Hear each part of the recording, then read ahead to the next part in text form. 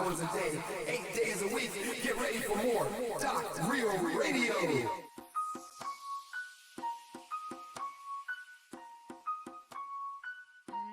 Let's push buttons.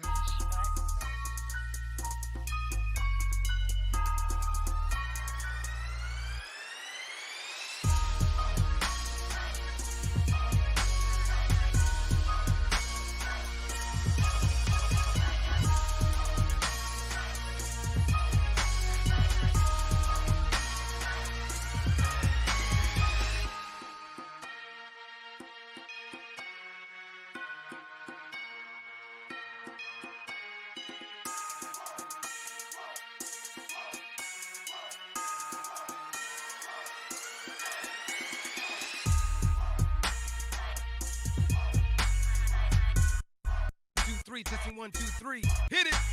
Hit it.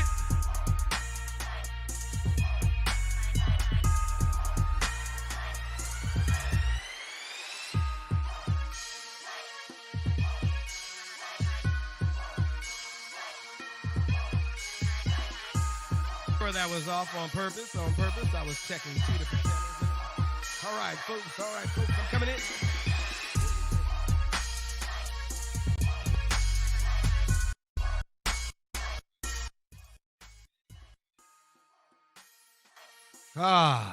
How we doing today, folks? How we doing today? Yes, you know what time it is, folks. That's right. It's time for more In the Hot Box with Doc Rio. I am here, right here, chilling with a little bit of push button on the bottom row there, playing a little music behind us. This song is called, what song is this called? Inner Secrets, Push Button Entertainment. It's a K. Michelle type beat. That's what he's calling it. So, now that I know that everything's working fine, and I think I'm hearing myself fine. Oh, I know what I'm missing. Oh. That's probably good that I am. All right, because if I was hearing the music full blast, I'd probably be having some issues. But anyway, there's something I got to do in just a second before I leave here, because I want to see if I can tie in the other camera that only records for about 30 minutes. That's that semi-pro thing. But we are here today. We're here today for, I want to say, a kind of a non-lesson, but I am going to introduce a book into this one. So I guess it is a lesson. And this one is called, what do I call this one today? Reach for Recognition. I think a lot of times we forget to, or don't want to, or decide not to reach for recognition. And it's important that we do. And we'll talk more about that in just a second. This is going to be kind of a see how it goes message, see how the stream goes. Last show, as you saw, we had some streaming issues. And so I want to see how it goes now that we have more people at home, more people on the web, more people streaming. See if that actually changes how my internet goes, and maybe I need to figure out a way to up that internet in this coronavirus crisis. But let's stay tuned. We'll probably talk a little bit about that as well. But we're going to talk about reaching for recognition when we come right back here on Doc Rio TV on Mixer.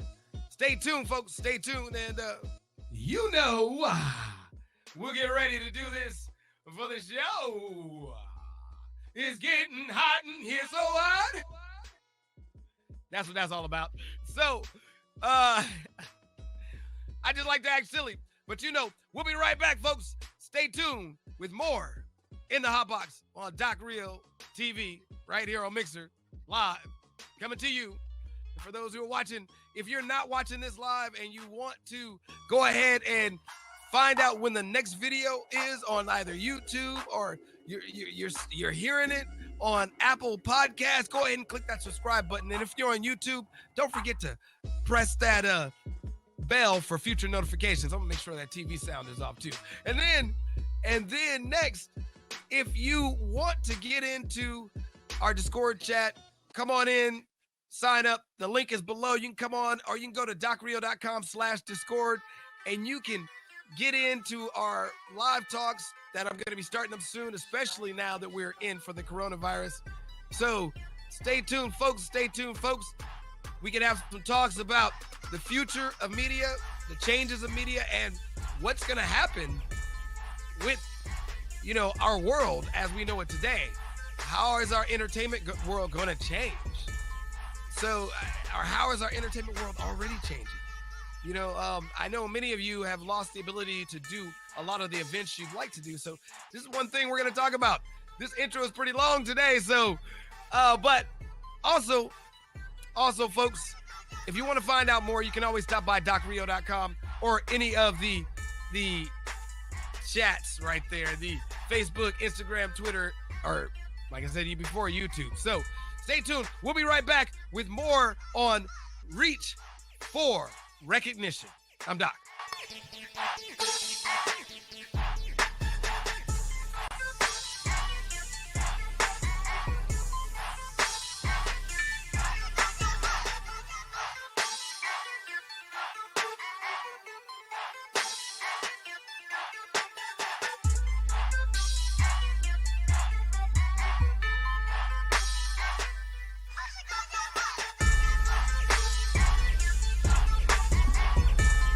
Look at us up on Doc Rio TV. You know what time it is, folks. That's right. It's time for more In the Hot Box with Doc Rio. And as I was saying earlier, you might be seeing me tracking two cameras. So for those who are listening on the radio, I might only start right there for you all. So I just want to make sure that you get the information or the full information, as well as reach for recognition. That's what we're talking about here today. I want you all to remember that we have to reach for recognition. And I'm going to be honest, that's something that I forgot, or I forget to do a lot as well. And a lot of it has to do with, I don't know. I mean, a lot of it has to do with me personally, how I felt in my life about certain things. And a lot of it has to do with what I've lived through in my life. And I guess I'll explain that a little bit more. And feel free, if you come in the chat, feel free. Oh, hey. Okay, I'm seeing stuff that I'm not seeing. I'm not supposed to be seeing just yet on the screen. It's some older stuff that was from before, but it just popped up all of a sudden. But with that being said, I just want to rewind back. I've had some experiences, and we've all had some experiences in our lives that make us want to reminisce on our successes. And I think that is important that we do, because I was just talking about embracing irregularity last week. And I was really, really, really, really confident when I was talking about it. It's easy to be confident about embracing irregularity when, well, I guess it's easy to talk about it when irregularity is sort of becoming regular in some cases and things are balancing out. But when things go completely haywire, well, embracing irregularity doesn't come so easy. It's not so easy to embrace irregularity in our lives when we have many obstacles and challenges that we face. And even now, at this point in my mind right now, there's some things that I'm doing that I feel irregular for doing, and it makes me want to stop right now and start over. But I'm not going to do that. I'm going to embrace the irregularity of the things that I didn't do today. And I'm going to continue to push forward with what is going on so that I can later look back and reach for recognition in what I've succeeded in doing. Reach for recognition in fighting through that discomfort and fighting through everything that I'm fighting right now. I'm in the battle right now. I'm fighting for inspiration. You know what I'm saying? So I can grow to go. And I'm spending time and spending that patience to practice and continue to push forward. Fight like I trained, practice, so that persistence makes perseverance. And paying attention to what's in my purview as well as in what's in my peripheral. All these things add up to the same thing. I mean, I'm not making these statements up. They're just coming together, and I don't even know where they're coming from. And, you know, I remember one day asking, I read in Napoleon Hill's book about sitting down with my imaginary mentors. And I sat down and I asked my imaginary mentors. Some of y'all will think I'm crazy for saying that, but some of the greatest men sit down with a council of imaginary mentors. And they could be mentors that are no longer here because we've read their words. We've studied what they've said. And I'm looking again at two different cameras here. We've read their words. We studied what they said, you know, and we've taken on this journey in our minds and in our hearts that we can understand what Abe Lincoln would say in a situation if we talked about it with him. Just an imagination. That Abe Lincoln, this is in books. This has been written down. People actually do this. And I started doing this a few years ago. Actually, about 6 or 7 years ago, I started doing this. And sometimes I forget, sometimes I don't, but it's like a meditation. And it's bringing up the power of the energy that is still there in the universe. I say it's still there because energy never dies. It continues on. And even those who die, their existence must continue on somewhere. And I believe it's in that consciousness, that eternal consciousness that's there forever, and that we get ideas from and we get understanding from. And so these ideas and understanding were coming onto me. These things were coming upon me to make these statements, to make these words, to come up with this lesson, to change from just talking about niche peaking and massive action and start talking about some of the obstacles that we face, some of the challenges that we go through, and how we can continue to persist through them. That's what I've been here talking about, it seems like. And it seems like the stream is actually lagging. Let's hear what it sounds like. The stream is actually lagging. The video might be lagging, but, you know, hey. Let's hear what it sounds like. Can't do much about that. All I could do is something like this for a second here. The video might be lagging, but, you know, hey. Can't do much about that. All I can do is something like this for a second here and come back. For those who didn't know, and see if that video comes back to regular speed for everybody.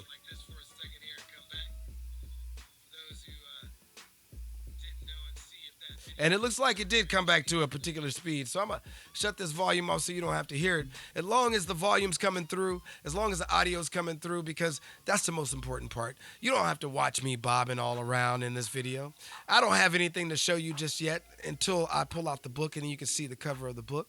So, and like I said, we are going to talk about a book that I mentioned in the previous lesson, The Alchemist. But before we get into that, I have to talk about how even though I was on this path doing what I felt that was right and what I should be doing and delivering this message with certain key phrases and certain words that I didn't even know where they came from, but I believe came from my council of mentors my council of imaginary mentors that I meditate with. And some of my mentors are still living, and some of my mentors aren't around anymore. You know, like Obama's one of them. You know, I've read enough Obama to in some cases understand exactly what he would say to me and tell me, and probably how he would probably even put a foot in my butt for certain things that I should be doing. But, you know, I can't get caught up in the supposed to's and should haves and coulda, woulda, shouldas. You know what I mean? But I can do what I need to do from this point on. And that's where that helps with me. I can sit down with this council of mentors, and I got a wide table. I got like, it's a boardroom. You know what I'm saying? A serious boardroom full of people. And I get answers from different people. I mean, I don't have more. I have 12 people, actually, to be honest. But that's a serious board table of different personalities who guide me with thoughts and ideas from what they've taught. Their train of thought and their form of teaching, because each of these people have taught us something in life. Each of these people I have quoted before in many of the scenarios, but I'm not going to talk about my imaginary counsel, because we all should have our own imaginary counsel. You should have your own too. You know, I think it's important to voice some of your thoughts out there and let the energy of the universe collect them. Because sometimes thought just stays within us. And if we don't voice it, the energy of the universe can't come back and guide us. That's why they say it's important to pray. And that's why prayer should be done out loud. Prayer should be done out loud. Why is prayer should be done out loud? Because you are letting go of things that are weighing upon you. You are letting them go to your higher power, to your God, to your Allah, to your Christ. You know, for whoever is out there. You know, some people have even different higher powers that they let it go to, like the universe. And the universe will answer. God will answer. Allah will answer. And sometimes even Jesus will answer. Because I believe, just like Abraham Lincoln would answer, that Jesus, a man of prayer and a man of spirit and a man of two different religious backgrounds, or the start of one, and a man of Judea background, would actually, tribesmen would actually, energy would continue on just like anyone else's. And if I set him at my table and spoke to him, he would talk to me too. He would guide me too. You see, people think that's crazy, but that's how our energy works. Our energy continues on. And if the universe works like that, didn't work like that, then atoms wouldn't know how to communicate with each other. And they wouldn't form molecules of the same being. And we wouldn't have people being born over and over again, because atoms create molecules and atoms create our DNA. Atoms make our whole breakup. Electrons, protons, and neutrons. You know, and so it's funny that when we look at things from two different angles, when we look at things from the actual thought process, the religious process, and we look at it from a scientific standpoint, we come to bigger conclusions that make more sense, especially now that we've learned more. But we'll never know everything that we need to know, because we can't even travel to Mars yet. We can barely leave this planet. In order for us to understand, we need to actually go somewhere and collect and destroy, because that's what we do. We consume until we take it all. But that's a whole nother story. But those things that happened to me, I was talking about embracing reality, and I had some things that just slapped me in the face, beat me up. I mean, I got beat up this past week. I really got beat up hard, but I didn't stop smiling. Well, maybe I did. But I tried to continue to carry positive energy throughout the week, even though I had a lot of negative on my shoulders. I mean, it hit hard. Things that hit me so hard, you know, it was like it just rained. One thing hit me hard, and then after that, it just rained. And I'm not talking about just the weather. It hailstormed on me. Obstacle after obstacle, challenge after challenge. And all I could do was just keep taking on that pattern to try to do what I need to do and keep making combinations happen. And barely make it to my goals, but make it to my goals. Still making it to my goals. Doing what's expected of me as best as I can, and not faltering and not letting the things that hit me take me out of what I need to do. They deterred me, they distracted me, they made me late a few times, or 2 times this week I was late because of these issues and these obstacles that came up. First time I was way late. The second time I was like 5-10 minutes late, but that 5-10 minutes costs you about 15 minutes, you know, when you're trying to get into a job, so, or trying to get into a work scenario. So yeah, I was 15 minutes late in one instance, you know, I mean, got there right on time. That's 15 minutes late to me. And the other time I was actually 20 minutes late, but I notified someone beforehand. But still, I was knocked off balance to where I couldn't complete the goals that I needed to complete, and it actually hurt. It hurt. I was in pain. But in order for me to make things continually happen, I had to suck up the pain and drive on. And not just suck up the pain, I had to lean on friends. Thank you for having friends. Thank you for having family.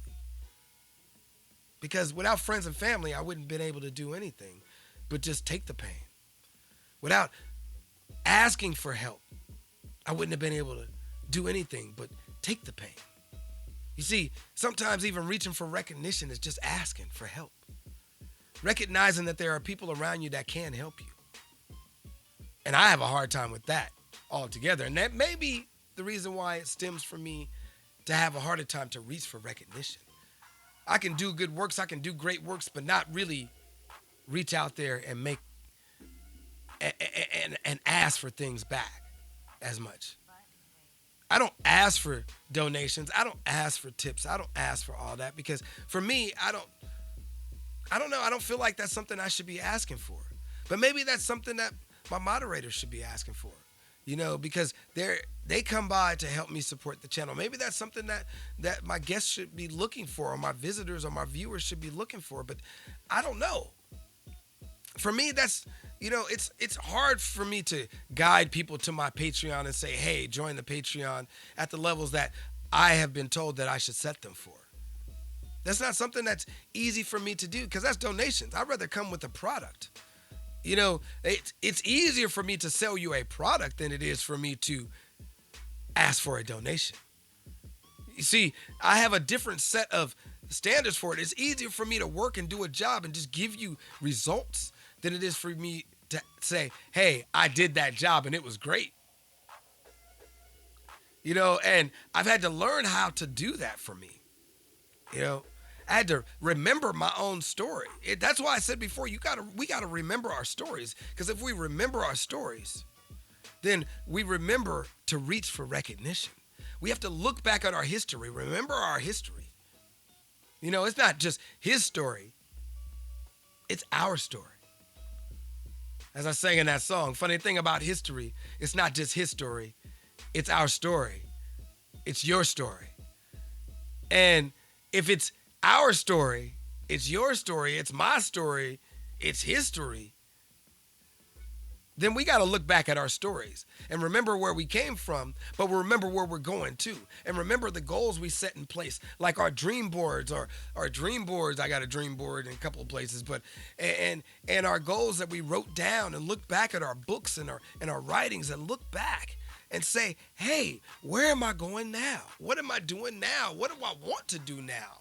What do I thrive to do now? What do I see in my future? Where am I planning to go in the next 10 years? What goals and what plans am I making to make those steps to meet those goals along the way to get to that destination? Because we are not just taking a journey. We are not just going in our lives forward or backward. We are taking a journey. We are taking a voyage. It is a voyage. It's not just a journey. Yeah, it's a journey. Yeah, it's a long way, but it's a road that we travel, but it's also a voyage because there is a destination that we're trying to meet at the end, and that destination that we try to meet at the end usually ends with us feeling like we actually attained some success, even if we don't see our little successes along the way. And I say little, but they're usually huge.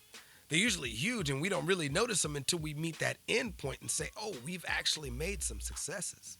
We've actually got to this point. And that's when we start to recognize our successes, or recognize and remember that we need to reach up high.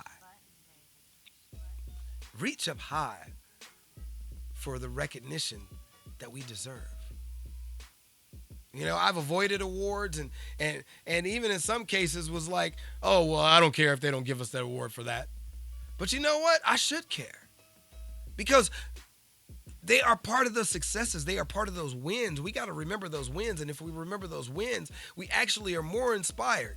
we are more inspired to take those 300 steps, those 300 voyages forward, like we said in the last lesson, the compounding. It takes 300 instances of recognition, in a sense. You know, a positive reinforcement of recognition. It takes 300 instances of recognition for us to make something into a habit, make something into something that we do all the time.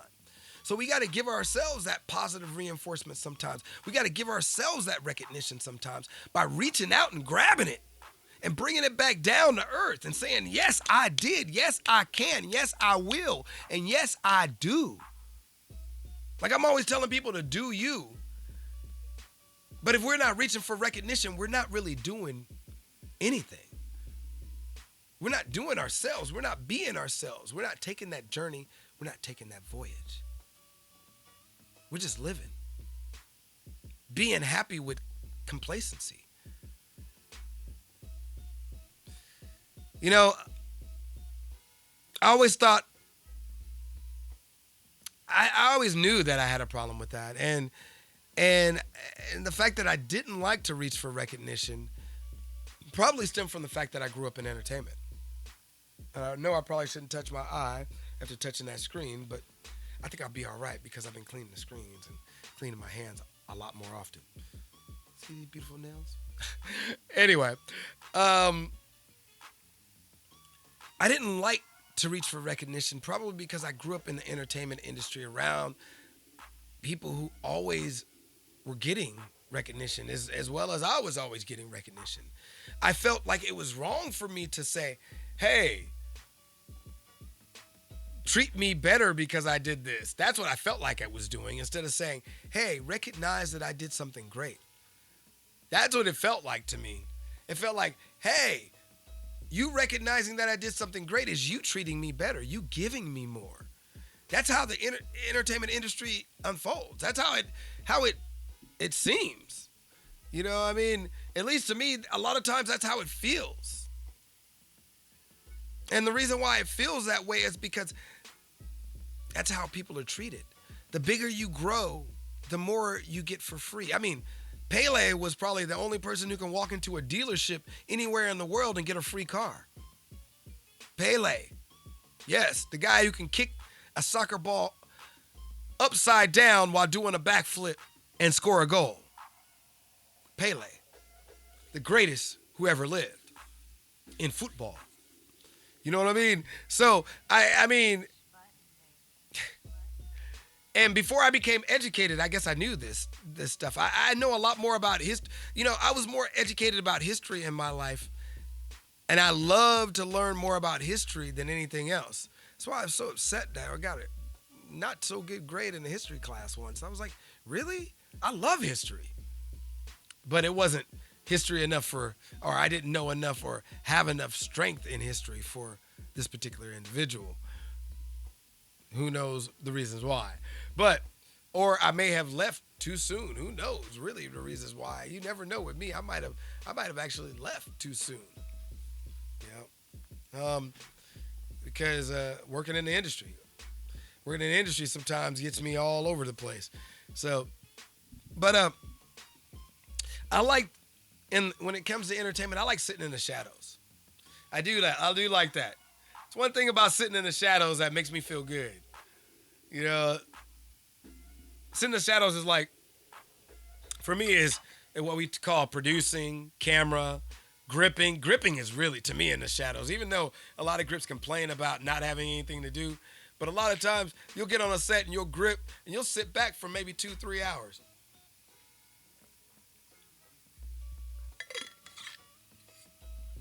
Yeah, that says Doc Rio on it. Things I do. That says Doc Rio on it. But all in the same thing. I like sitting in the shadows. But I don't just like to sit, though. See, I'm not a person who can sit still too often. It's hard for me to sit still. A lot of people see me, you know, I got restless leg syndrome out the yin yang. So I'm always moving. I'm always on the go. I'm always making things happen. And I was noticing today when I was riding the scooter that just like driving, I breathe different according to how I ride. Like everything is a cycle for me. Everything is a movement. So even my breathing is consistent to my movement. You know, if I feel like something's a little dangerous, I might hold my breath a little bit and then come back and let it out. Some weird things that happen between me. And that's part of my irregularity that I'm embracing. But, you know, I got to recognize that. I got to reach out and recognize that I might do these things. Like the other day, I hadn't done this before. And maybe because I'm missing a few teeth, I didn't notice. Because I think I used to eat with my mouth full and stuff it all the way in the back of my mouth. But now I can't hold it back there. So if I talk with my mouth full, if I talk with my mouth full, it'll slide out from there and people can see it now. I used to keep it in the back of my cheeks all the time. And so I got caught talking with my mouth full. Wow. That's something you don't hear. I mean, I didn't used to do that. Like, people never could see what was in my mouth. I could talk like this and be all right, good. But now, you know, I guess I can't do that. Plus, I did really stuff my mouth when I did it. I was in a rush. I was doing too much. Woo. But I mean, things that sometimes you got to be reminded of. Things that you fall out of habit because you start ending up in scenarios doing certain things. You know, I've been in a lot of scenarios where I've had to eat and talk and describe things at the same time just because I had to. Because people ask me questions while I'm eating. You know, it's just been that way. In the military, that became a serious thing. You ate and talked. There ain't no don't talk with your mouth full. You keep eating and keep talking. Because otherwise you don't eat. So, and maybe that was the change in it. And maybe as I've gotten older, I've started to be a little bit more lackadaisical with that. And so that's a checkpoint with me. But, you know, there are a few things in entertainment. I found a lot of work in the shadows. Throughout the years, I found a lot of work staying in the shadows. And that's probably another reason why I like to sit in the shadows, because I like a few of them, like TV, film, radio, web, etc. I've been in the shadows doing all these different things. And I don't think I really started promoting myself until like 2016. I think I was always promoting other people. I mean, maybe always thought it was my job to promote other people. You know? Some blew up and some fell off. Basically, some were more successful than others, and others, you know, faded off into other careers. But I mean, I always thought that was my job to help people get to the next level, you know? And I'm happy to see the successes and saddened by some of the failures, but that doesn't mean I truly failed. If I inspire them in any way to try to start their voyage, then maybe that's all I needed. Maybe it touched someone else along the way down the road. You see that those degrees of separation continue out there. So if you touch one person, you might touch 1 billion people from touching that one person. You touch one person who might touch 1 billion people. And you've changed the whole spectrum of things. And made people or given people the willpower or the strength or the ability to persevere and persist through and persist at what they're doing. Give people the strength. Just by touching one person. Just by touching one person. That's all. You know, people would see me everywhere and not exactly knew who I was back in the day. They knew they'd see me though. Like I used to walk in, I was talking about how I used to walk in the club doors and just walk up to the door and walk in, and people wouldn't even stop me. Bouncers would look at me and be like, yeah, come on in. You know, and if they did stop me, I'd pay. I'd be like, oh, come on, man, it's just me. You know, give them a little bucks. I think I only did that like twice though. Be honest, I think I only paid to get in the door of a club, paid the bouncer twice in my whole history of clubbing, and I was a serious clubber. I was such a serious clubber, I believe I became an alcoholic at one point. I don't really feel that craving. Every once in a while I get a craving for alcohol, but I mean, I don't really feel a craving, and I do still drink. But I mean, I believe because I was drinking like a gallon of alcohol at times and could survive, I became an alcoholic. I mean, I drank a gallon of alcohol and drove from West LA to West Covina. I was at a party at my adopted mom's apartment. We partied there. I had a gallon of vodka. Yeah, but we weren't really partying that whole night there. We went around town. We were doing stuff like dropping flyers off from an event. You know, see, that camera stopped again. That's where that remote comes in handy. We were dropping off flyers from this event and going all over Hollywood. But while we were in the car, we were drinking in the car, and one dude was driving us all around. So I didn't have to drink and drive. We got to my place. A friend of mine fell, hurt their face. It's just what happened. Then realized they forgot their ID in a club across town. I somehow, the man who lost his keys when he came into the door, I lost my keys after I came in the door. Somehow sobered up real fast, found my keys, and everybody thought I was sober. I drank a gallon of alcohol, a gallon of vodka, or at least majority of a gallon of vodka, but somehow people thought I was sober. I was in no way sober. I blacked out. Somehow when the blackout, I found my keys, stood up, drove from West Hollywood to West Covina. Now, that's a long stretch. I don't even know how many miles that is. That's a lot of miles. Now, mind you, the reason why I wasn't driving that night is because I was poor at the time. We were just coming up in the industry. I was poor at the time. I was working on every set, but I didn't have any gas. So I drove on almost an empty tank from West Hollywood to West Covina. Don't ask me how. Don't ask me why I didn't get pulled over on the freeway. Because I had to have been on the freeway because that's where I parked off the exit. I drove the 10 freeway, and you can look that up. Look at the distance. Not a cop stopped me. But I did get a DUI. Why did I get a DUI? Well, okay. Somewhere, so you can hear that camera stop. Somewhere along the way, I decided to pull off in West Covina off the Highway Patrol exit. This is the exit that leads to the Highway Patrol offices, or the station, should I say. Off this exit, I pulled off the side of the road, and I don't rightly remember what happened after I parked, because I parked first. After I parked, I got back in the car and moved the car and ended up in a ditch. Now, I got out the car, looked at the car. This is the real true story right here. Got out the car, looked at the car. I had a passenger. The person who was riding with me, she was passed out drunk too. And got out the car. The cops saw me stumble and get back into the car. And that's why they pulled over. They didn't pull over because I was off the road into the ditch. They pulled over because I stumbled. Getting back in the car. They breathalyzed me. I didn't even know where I was. I didn't even know the exit I was on. All right. I had no clue. When I woke up in my car, it was like coming out of a dream. It was literally like I pulled over, stopped. I could feel myself pull over, stop, and put it in park and look around. I totally looked around. I didn't know what was going on. I didn't understand the gravity of the situation. Had I understood the gravity of the situation, I would have tried to take off.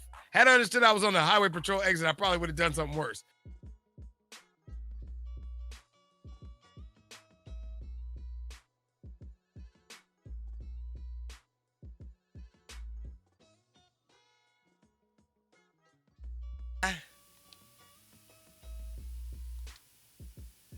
It won't let me log in.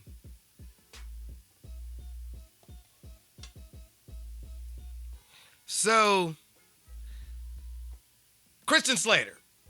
All right, so Christian Slater's this guy who just shows up all the time at these clubs. And it was just weird that he would show up. And I talk about him because he reminds me of this film this film that he did, one of his first films called Pump Up the Volume, man. And Pump Up the Volume, it was something about that film that just, I liked the idea of radio from that film. I've always liked it from that point on. And he would show up in the club and he would always tell me these weird jokes like as if he knew me. And after a while, I just started hanging with him. You know, I just show up, and if he showed up, I just drink with him and talk with him. You know, I don't think I ever really told him my name, though, but hey, it's Christian Slater. So I never really even with him reached for recognition. I just kind of kicked back because it was Pump Up the Volume. You know what I'm saying? So it took me years before I realized that I never did really reach for recognition. And in a lot of cases, I just did the job. And it kind of just reminded me of this story of this producer's assistant. This producer's assistant worked for this big-time producer, and this producer was talking about it. He said that this person would work hard for him all the time, but he never really knew where or what this person wanted in life. Like, where they really wanted to go with their career, what their dreams were, where they envisioned they want to be. And this is something that he felt he needed to hear from them or be expressed, or for them to express to him so he could figure out how to recommend them. He said that it actually turned him away from him wanting to recommend them because he didn't know enough about them to be able to recommend them. You know, so when it came time to use him as a reference, he didn't know how to be a reference for this particular person because they didn't reach for recognition. And I thought that was pretty odd. And even in some cases, I've done it with friends. I got a friend of mine that years ago, they started to become wealthy. And when they became wealthy, I specifically told them. And this story, I don't even know if I really want to tell you this story, because this story, there's a lot of pain in this story for me. There's a lot of pain. But this person told me that they were going to come into an inheritance. And I really didn't want to be involved with them coming into their inheritance. When I learned that they were going to come into their inheritance, I pretty much was like, all right, well, I'll let you balance it out, and I'll see you when you figure things out. And mind you, this person would consistently promise that, yeah, when I get my inheritance, we're going to take care of you, take care of this. And I totally did not want that. I didn't want that. Yeah, I'd helped them with a few things. Yeah, I've been a friend in that way, but that's what friends are for. I didn't want them to come into their inheritance and feel like they were obligated to give me money because I didn't want that from them. I enjoyed their friendship. And I wanted them to understand that, so I disappeared when they came into their inheritance. I didn't want to discuss the fact that they were wealthy now because they struggled for years to become wealthy. And then I heard things, how they started to act when they became wealthy and how they felt about me when they became wealthy. It's interesting because they mistook the fact of an old email address that was probably hacked by someone sending them those false emails about, hey, I've got this bank account with this and that and this or whatever, all these bull things in it. I hadn't even paid attention to. Since then, I had created my own domains and been working on my own businesses. So I've been working on my own websites and having my own domain names with several email addresses. So I wasn't paying attention to my old Dr. Mario Yahoo email address. And they were getting messages from somebody who hacked it, just like I probably cracked it from somebody else's old password from before to get that username. And I got my address back because I needed it for Flickr, but you know what I mean? It's the fact that somebody hacked that email address and used it to send correspondence or Maybe not even it. They kind of probably could have even used a way to bounce it. They might not even hack the email address, because at that point in time, people were able to, mask themselves as other people and send emails. And people weren't aware to actually check if the email was coming from the person that it said it was coming from. But this person blamed me and accused me of trying to get money out of them, when I purposely walked away from them so that they wouldn't think that I was that type of person, because I didn't want anything from them but their friendship. And this hurt, going through years of carrying this and bearing this burden and hearing it from a friend of mine, until I had to wait till a friend of mine was no longer friends with them. Wait till a friend of mine was no longer around them to actually speak my mind about it, because I didn't want to damage the relationship that my friend had with them. And little did I know that that relationship was,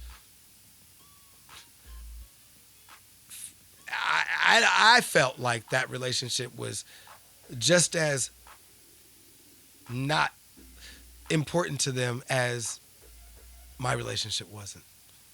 That they would spread rumors about me. Now, there's one thing they spread about me that I did do, and yes, I still owe them some money. I've recognized that. I just remembered that now. I still owe them some money, and I want to make sure that I take care of them on that. From something that happened, and they told me not to worry about it. But when that came up, when that situation came up, I wasn't worried about it anymore. They told me not to worry about it, but they brought it up that I owed them money and that I was asking them for money when I wasn't even doing that. Wow.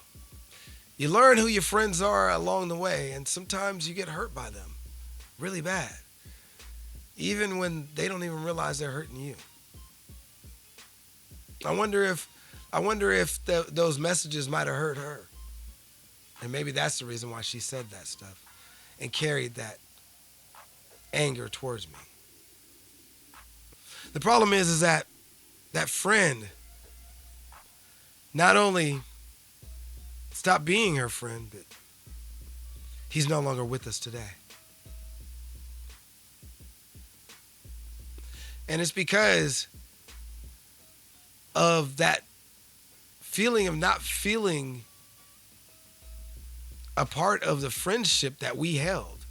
Not just my friendship, but that other friends. Like, the lack of importance that he felt from us as friends. At some point, we all told him that he went too far. And it's because he didn't feel important to those of us that he felt were important to him, because he really cared about us all. He would sacrifice everything for us. In some cases, in most cases, he would give his all to be there for us. And yet even I, at one point, had to tell him, this is too much. I can't do this anymore. We have to spend some time apart. And unfortunately, at the end of that time that we were spending apart, he took his own life. I was hoping that he would have grown from that one period of time, but I was just as at fault for him wanting to take his own life as each and every one of us who didn't feel that he was as important enough to us to keep his spirits high. Now, I'm not saying that the people didn't feel that he was important, but I think at some point we were overwhelmed by his energy. At some point, people are overwhelmed by my energy. And I understand that. And I have to keep my own spirits high, because I do have a strong energy. I do have a strong sense of who I am and where I'm going and what I want to do. And that's because I know I have a journey and I know I have something I need to do. And that leads me back to this book, The Alchemist by Paulo Coelho.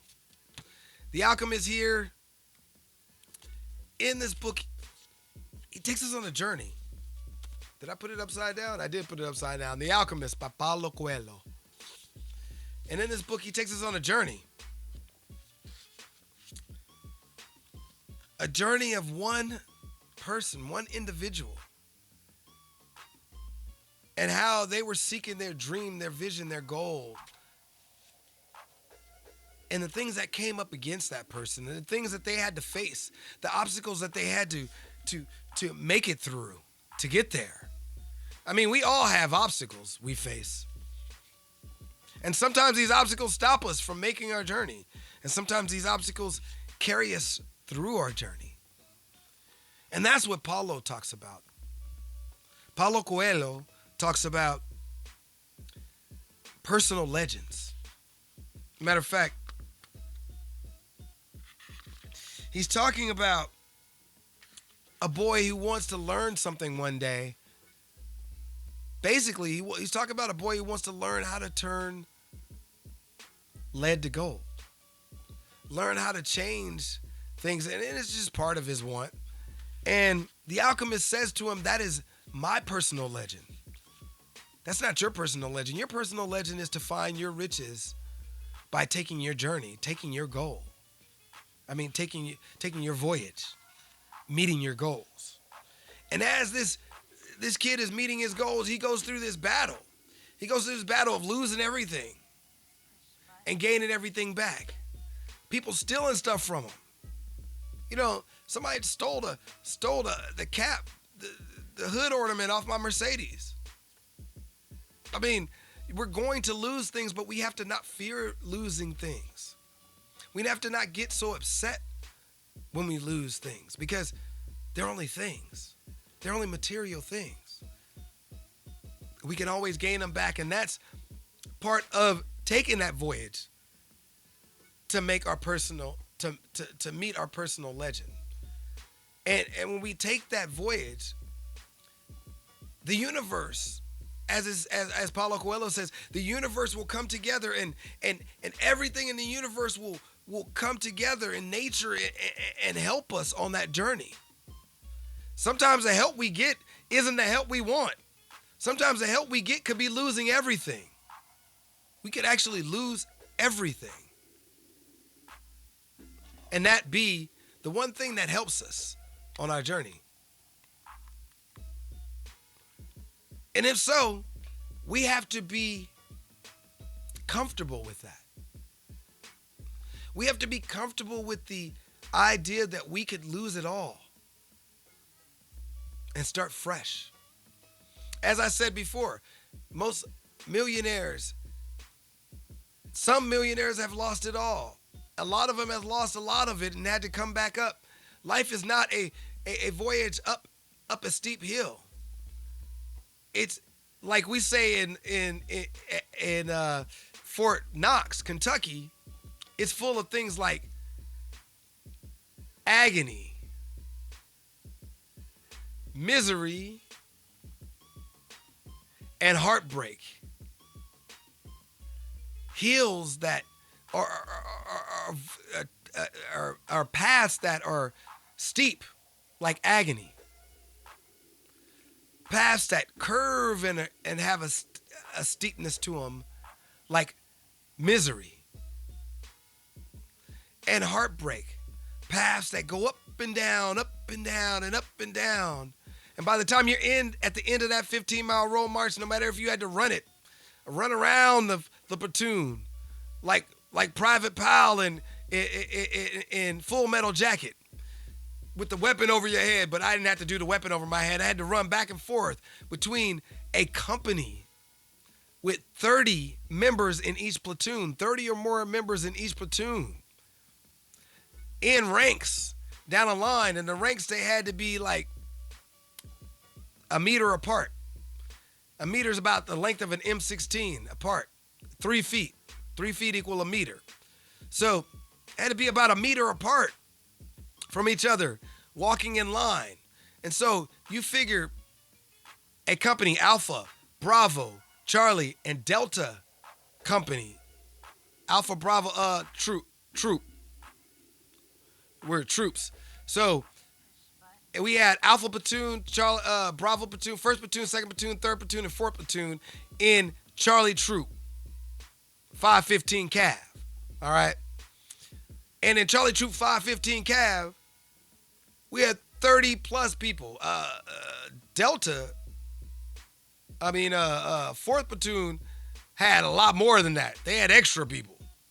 But on this road march, that's 120 people on two different flanks of a road, patrolling right and patrolling left, right?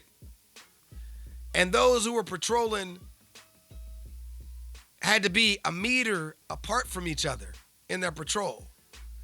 So I had to run back and forth from the front of this patrol to the end. That's like at least 120 meters back and forth. Plus, you give or take a half a meter for each person. So that's at least 120 meters. All right. You know, and it's probably give a half a meter for each person. That's just me guessing at numbers there. 120 people, 120 meters. You know what I mean? Well, maybe less, because you figure it's probably 60 people on each side. So 60 people on each side, so it's probably 60 meters back and forth while we marched the whole road march. Now, we had breaks. We had stop breaks because we had to change socks, change boots, that kind of stuff during the road march. This is part of what you do during a road march. You stop at a moment, you change the boots so that you don't get blisters, you know. And so we did that. But at the time of doing that, you know, I just took a rest. I didn't really get a chance to change my boots. I had to run afterwards. So I took a rest on my feet from running real quick and then get ready to run back and forth. By the end of the road march, I'm still kicking it. I'm running around the platoon. The platoon's now, the company is now in a regular size formation. That means people are arm length from each other. That's like half a meter from each other. Marching this road march, and I'm running around the whole company. Now, and they told me I could stop at some point, but I'm like, no. You know, y'all sent me on this mission. Y'all put me on this mission for a reason, to try to break me, and that's it's not gonna break me. I'm gonna show you what I am, show you what I can do. And that's the way we have to be, and that's the way I was in the military, but things in life kind of change us. And the Alchemist is talking about when we're going for our personal legend, when we have a goal, when we have that dream, we have to fight through it with everything we know, because people will come down upon us and try to break us. We have to reach for the recognition to remind ourselves of the things we need to do so that we can grow even better. Because when we reach for recognition, we don't think of the hard times and think of ways to get out of life, like my friend did. We think about ways to conquer life, to reach for our goals and beat life at its game and take it to the fullest. You see, that's what life is all about. That's what our journey, our voyage is all about. And if we follow what is said in The Alchemist, then we won't give up on our dreams. We won't give up on ourselves and believe we can no longer do it, because we understand that we have a quest to fulfill, and the quest is continuous, and our personal legend will be a part of it. He says, at one point of this, the boy says, is given something by a monk, and it's told it's for your generosity to the pilgrims. And the boy is like, but this payment goes well beyond my generosity. All right, somebody gives something to the monk, and the monk says, hey, the payment goes well beyond his generosity. And somebody says, don't say that again. Life may be listening and give you less next time. At this point, I think he's telling the boy a story of the monk. Yeah. Parts out. He says, holding one of the parts out to the monk is for your generosity to the pilgrims, but the payment goes well. So they get back to the monastery, and the alchemist offers the monk. Looks like the alchemist offers the monk some. I can't remember that part of the story just as yet. I just opened it to that today. But the alchemist looks like he offers the monk something for payment, and the monk thinks it's too much. The monk believes it's too much, and the one point of this is that the alchemist says that when we're reaching for our personal legend, the universe is back there helping us, and we want everything to flow with that universe. So if we're given great things, we need to accept them. If we're given great things, we need to recognize that. We need to reach for that recognition instead of being too humble. Like I didn't know what to do when I won that Spirit Award. I was all falling apart, humble, didn't know how to stand, didn't know where to stand. But I needed to be proud to reach. I couldn't even smile right. I was afraid to smile because I had my teeth. You know what I mean? I just needed to smile and feel the greatness, but I couldn't do it. I couldn't reach for the recognition that I needed.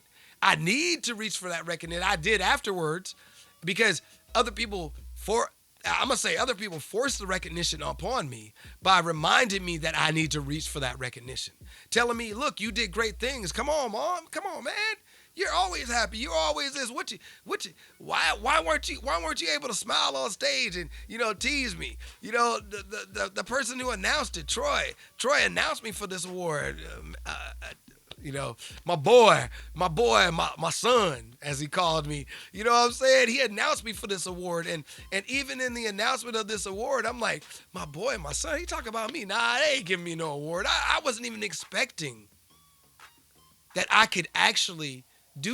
was actually doing something great until they told me I was doing something great, until other people recognized me. And so when we know we're doing something great, we need to reach for recognition whichever way possible. We need to fill out and apply for these abilities to gain recognition. We need to submit our things to be seen. If it's going into a journal, if it's going into some kind of publication, we need to submit our things to be viewed by other people, to be recognized by other people. We need to write things that we're going to share with other people. We need to give our stuff out there so that other people can recognize what we're doing. We need to show our work, do our work, and be proud of our work.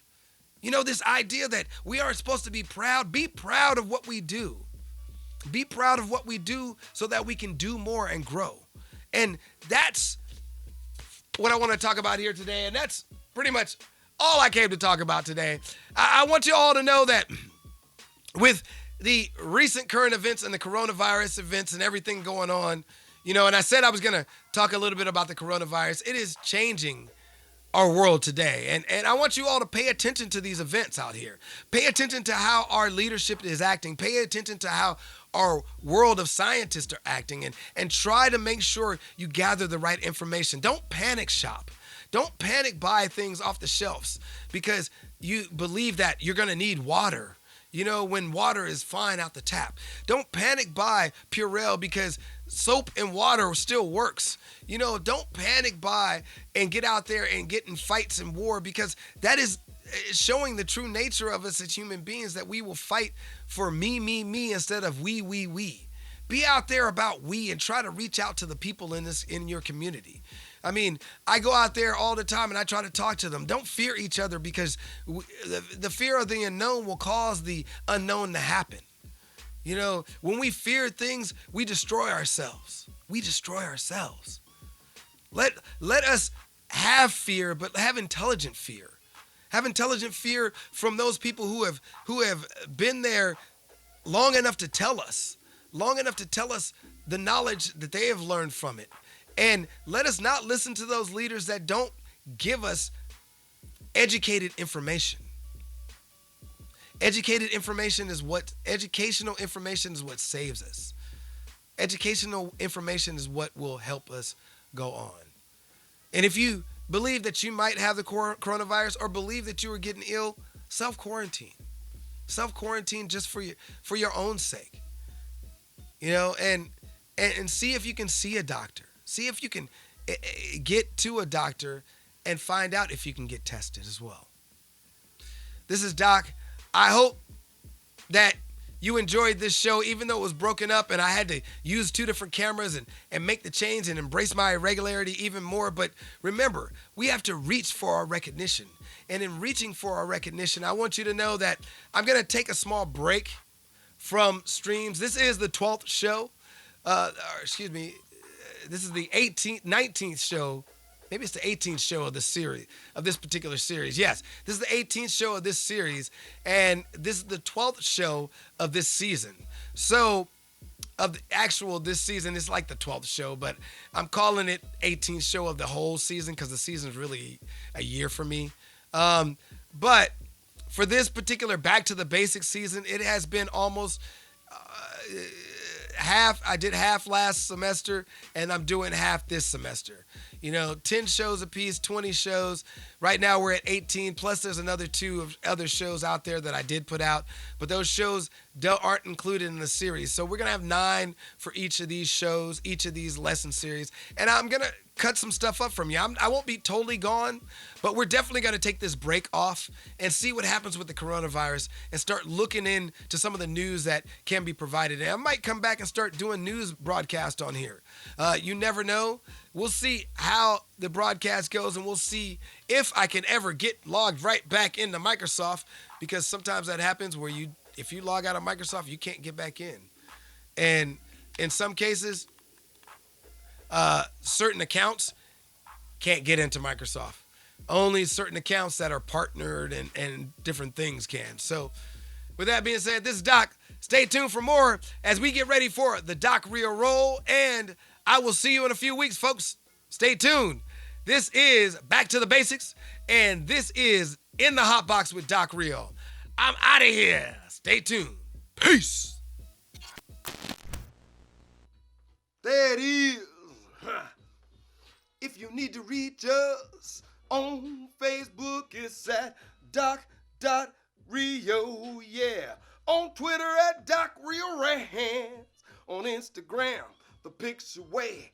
And every time I come, I'm here to stay. Snapping photos and get it right. It's at Doc Rio tonight. Say, on YouTube, you can't stop. By Doc Rio TV.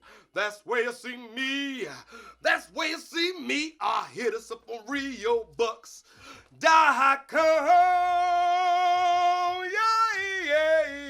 Yeah. Back to your regularly scheduled program now. Peace. I'm out.